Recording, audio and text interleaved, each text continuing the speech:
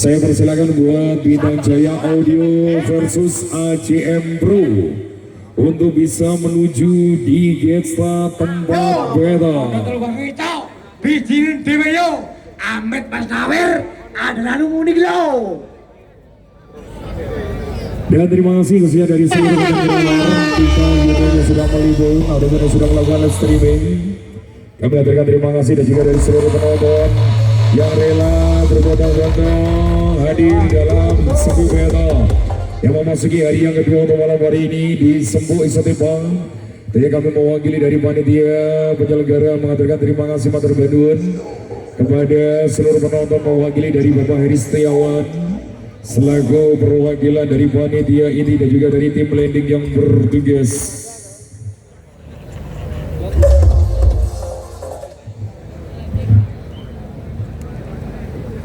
Boleh dikasih ruang jalan dulu untuk Bintang Jaya untuk bisa menuju di gate start perform battle.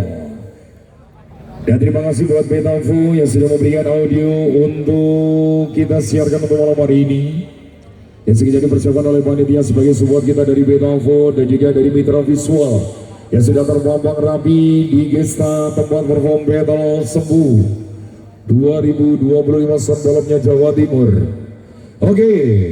Dari kedua rentang, dari kedua audio, dari Bintang Jaya Audio dan juga dari AJM Pro sudah berada di gesta perform battle.